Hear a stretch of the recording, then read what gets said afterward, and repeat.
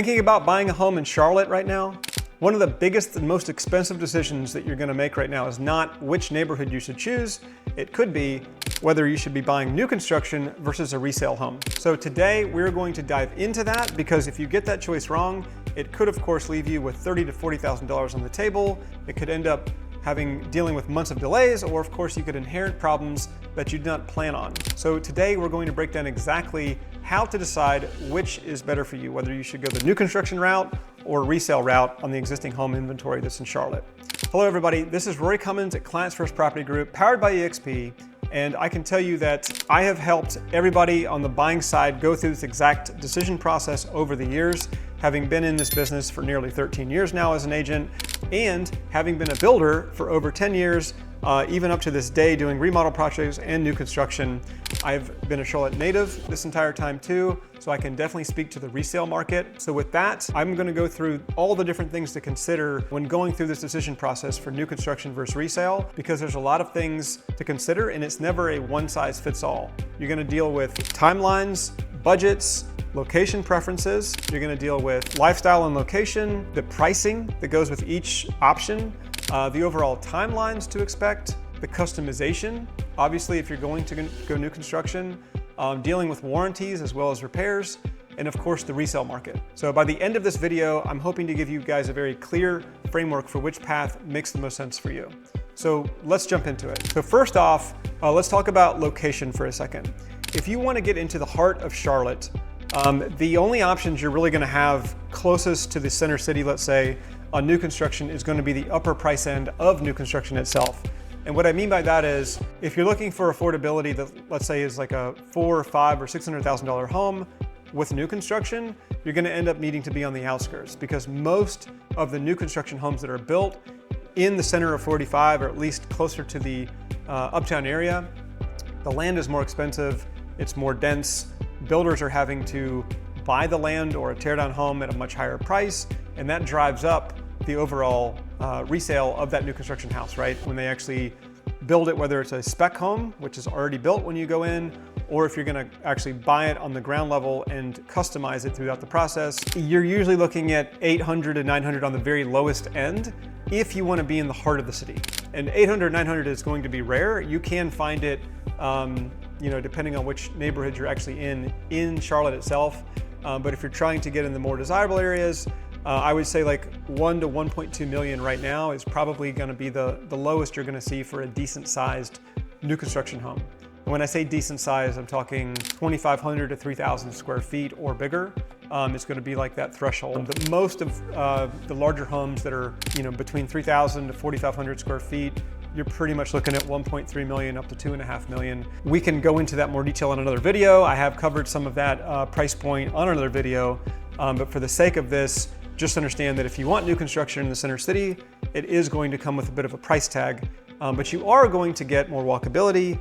You're going to get established areas with plenty of restaurants, all the retail that you can imagine, proximity to the airport and Uptown and all the other things that you might want, right? So that's kind of the trade-off that you're going to get with the higher price point. If you go further south or north or right on the outskirts of the city where it's more suburban, you're going to get a lot more bang for your buck on the new construction front. So you can easily get in between 350 and 700 on a new construction when you get into the outskirts of Charlotte. What I mean by that is like, Waxhaw, Fort Mill, Rock Hill, Huntersville, Cornelius, Belmont.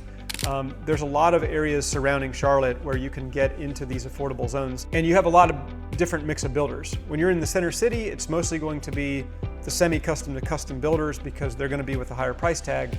When you get on the outskirts, in the suburban areas where there's a lot more growth, you're going to get into the tract builders or production builders, whatever you want to call them. The D.R. Hortons of the world, the Pulte Homes, and stuff like that.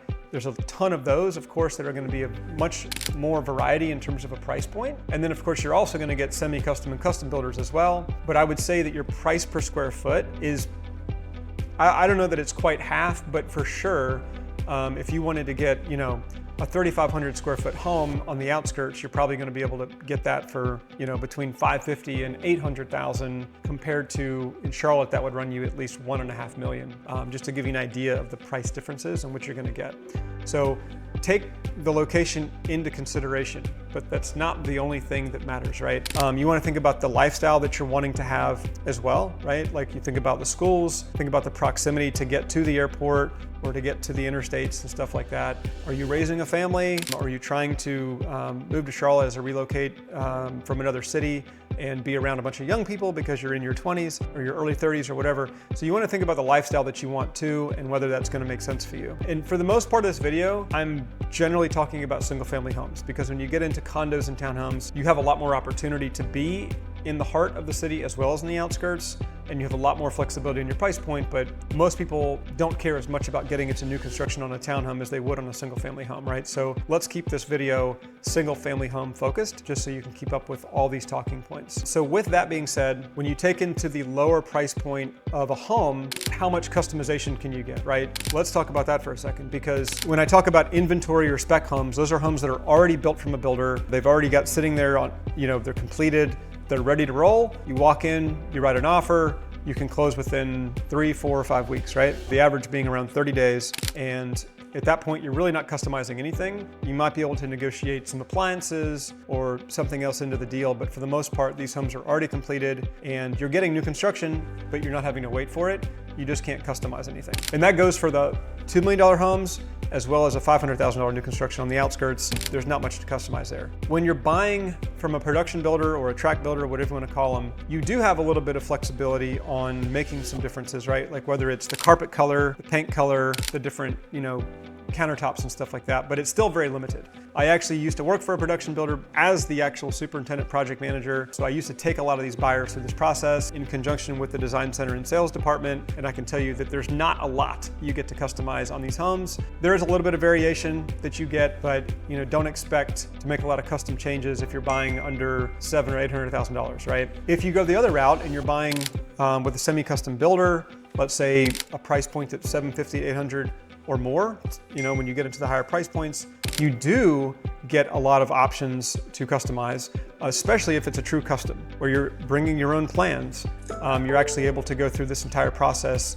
and fully customize the home however you want to make it, right? That comes with a price point because the builder's having to do a lot more work to work with you going through that process. But it's what some people really want. They want to make the home their own. They don't want to feel like it's a cookie cutter type of home, and they want to customize throughout. Do expect that's going to take longer. A typical track or production builder, from what I call trees to keys, they're going to clear the land and then build the whole home for you. Typically that's around 4 months for most builders. Sometimes it's 5 or 6. If you go with a semi-custom or custom builder, expect it to take between 6 and 9 months, sometimes up to a year. So that gives you an idea of your overall timeline. And that's whether you're buying on the outskirts of Charlotte or in the heart of the center city, it doesn't matter. That's kind of the deal, right? So do you have the time? Do you want to take the time to go through that? And also know that if you're relocating, builders have delays. There are some builders that have a track record of having more delays, or sometimes it depends on the project manager you deal with. If it's a bigger builder versus just like, the one-man show builder, so to speak. But just expect that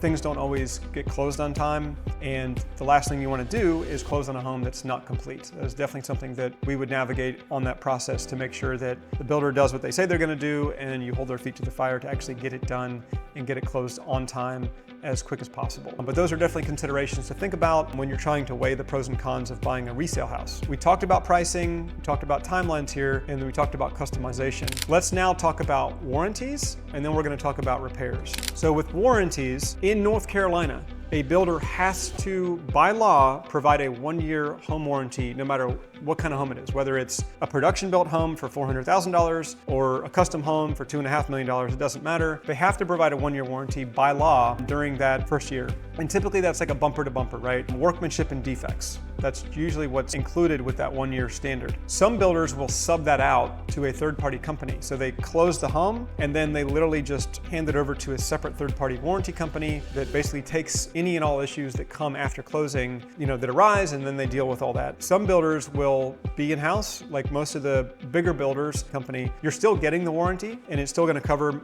mainly the same kind of issues. Then you can get into a 2-year warranty situation, like there's the standard 1-year bumper to bumper, workmanship and defects, and then the 2-year that most builders offer is typically a mechanicals warranty, which is plumbing, lighting, and appliances. Everything that's typically in the walls. Electrical, plumbing, heating and air conditioning. Usually the appliances don't carry a 2-year, even though like a furnace can be considered an appliance. That's usually gonna fall under a parts and labor warranty for the 2-year, or it may be parts only. And that includes the plumbing and electrical sometimes too, like, you know, a defective breaker in your panel versus a workmanship defect. That's the stuff that can fall under the 2-year. And then lastly, not every builder offers it, but a lot of times they'll have a 10-year warranty on the structural. And what is structure considered?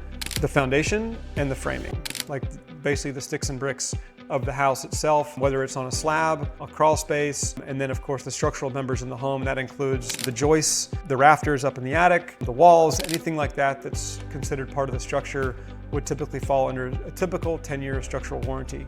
And most builders do offer that. Some of them only do a 5-year, but those are things you want to consider, because if you're going to go new construction, the biggest value there is not just you're getting something new that's up to code and it's got all the bells and whistles, but you're also getting the warranty that goes in behind that. So at least you know for the next 5 or 10 years, you shouldn't have to spend a lot of money on repairs.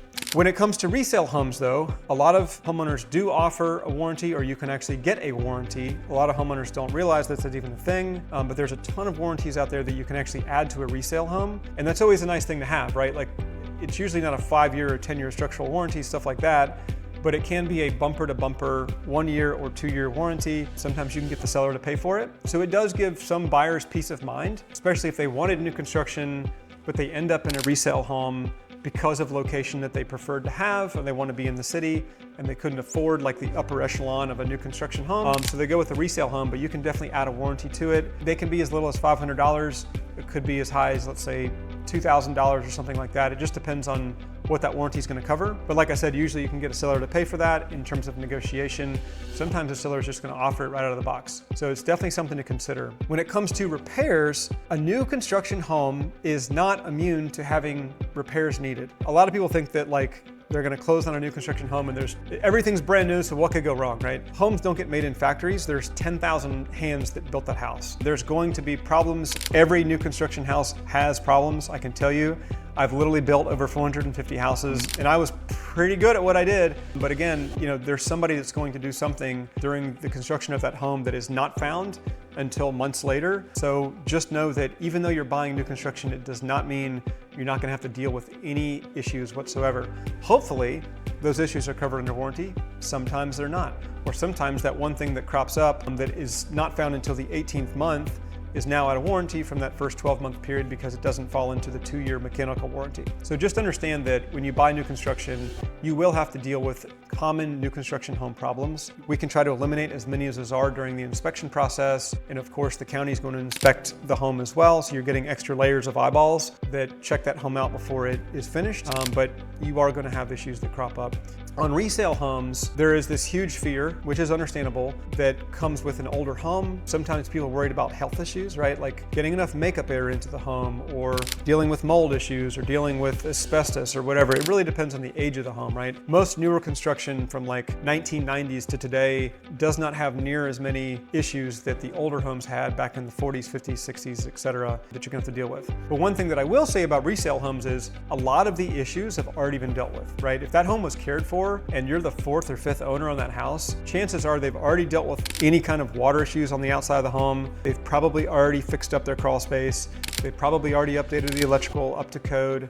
They've probably already remodeled the kitchens and baths. So I paint that picture because a lot of people make this assumption that a resale home is going to have a million problems. But the fact is, a lot of those problems have been addressed already from previous owners. If you buy a good house, I mean, there are some resale homes that have never been touched, right? They're still laden with a ton of problems, or they're just fully outdated and you have to go in there and do a lot of heavy lifting and remodel. But at the end of the day, it doesn't mean that a resale home is automatically going to deal with a ton of repairs or a flood of money that you're going to have to deal with. So that's where you kind of get into the age of that resale home. Is it somewhat newer, or has it already been remodeled? And if it was remodeled, what was the quality of that remodel? Was it a fly-by-night flipper that just did a poor job, or was it a professional, renovation company that did it and they know what they're doing and they actually did the stuff that actually matters, like the crawl space and the stuff inside the walls and put like a proper roof on it and got an upgraded HVAC system in there instead of just, you know, the cheapest of the cheap. So there's a lot of nuance there. Just understand that there are pros and cons to either one. And part of going through this buy process is really unpacking what you're going to get into after the fact and trying to catch a lot of that on the front end before you even go under contract. And that's really what we want to help buyers do in this process anyway. Just want to make all these considerations because there is a lot of factors and variables that go into this whole process. Another thing I want to mention is resale. And what I mean by resale is if you are moving to Charlotte, or maybe you're moving within Charlotte and you are looking at new construction, one of the biggest mistakes that a lot of people can make is buying into a brand new neighborhood that is going to take 3 to 5 or even 6 to 7 more years to finish out if that buyer might be moving in the next 2, 3, or 4 years, maybe with a job transfer or whatever. If your job transfer is going to pay for, you know, the cost of selling your home, great, you know. That's usually not the case for most people. So one consideration to make is if you buy a new construction home, if that neighborhood is just starting and getting built, understand that if you have to sell in the next 2, 3, or 4 years, you are now competing with the builder because they're gonna have the model home, they're gonna have brand new houses being built, and yours is already like 3 or 4 years lived in. A lot of those new construction buyers don't want an existing lived in home. They're coming to the neighborhood for new construction. So just understand that your risk is a little bit higher to resell if you're forced to sell within the next 2 or 3 years, if the neighborhood still has a lot of homes to be built. I see this happen all the time. The builders, you know, offering a brand new model and they're having these incentives of closing costs and customization on the new construction, and you're sitting there trying to sell in a new construction neighborhood that still has 50 homes to be built. It's really hard to sell and get the price that you want in that environment. If the neighborhood is getting ready to finish, it's a different story. Like maybe they only have 6 lots left in the neighborhood to sell. You're coming in to buy one of those last 6 lots. By the time your home's finished, the neighborhood's almost finished. Now you're good to go, right? If you need to sell in 2 or 3 years, you're not competing with the builder anymore. But I just want to make that point because I've had a lot of friends and clients that have bought into new construction and they find themselves having to relocate or, you know, buy a bigger house elsewhere for their family or whatever it is, and they find themselves stuck not getting the price they want, or that home doesn't sell very quickly. So do consider that. With resale homes, it's usually pretty easy, right? Like there's only a limited number of homes in that established neighborhood that are up for sale anyway, and anything you do to improve that home is usually a 2-for-1 deal, right? Like if you spend 30 grand on a brand new kitchen in your neighborhood and it's a 1985 built home, that 30 grand kitchen might actually raise your property value by 60 to 80 grand in the back end value. So those are kind of the advantage of resale sometimes on top of the lower risk that you're gonna have if you need to resell or may have to resell in the next 2 to 5 years. So just something to consider. And the lastly is like the closing timeline. Again, like if you're relocating with not a lot of time, either look at an inventory home with new construction that's already built or close to being finished out, or look at resale homes, right? Because 30 to 45 days, if you're kind of under the gun to make a decision, that might be the direction that you go versus new construction where, you know, you're getting in on the ground level and the builder might tell you it's going to take 3, 4, or even 5 months. It could end up taking 6, 7, or 8 months. Depending on different variables, because there's so many factors at play with new construction. You've got weather delays, you've got permitting issues or inspection issues with the city. Sometimes the city's behind on getting out to inspect a home. You could have zoning issues or anything else that the builder might be dealing with to get the home even out of the ground and get the foundation started. So these are just all a few things to mention that can actually cause those delays. At the end of the day, there's no universal answer for everyone on this video right now to say whether, you know, you should go new construction or resale. But there's a lot of factors to consider, and I'm hoping that you guys kind of think this stuff through, because with all these variables at play, you do want to make a good decision. So with that, you know, I will tell you that, you know, our team at Clients First can help you navigate this process. As Charlotte natives ourselves, we know the city very well. We know where all the builders are and all the developers are coming out of the ground, both in the city as well as on the outskirts. And we can speak to the different areas too for pros and cons, and also help you navigate buying process. So definitely reach out if there's any questions you guys have on the process. I would like to be that wealth of knowledge to help you guys out as both a builder and an agent for many, many years. I'm happy to lend my experience where I can. And if you guys like this video and want to keep up with the next one, hit that subscribe button. I will see you all in the next video.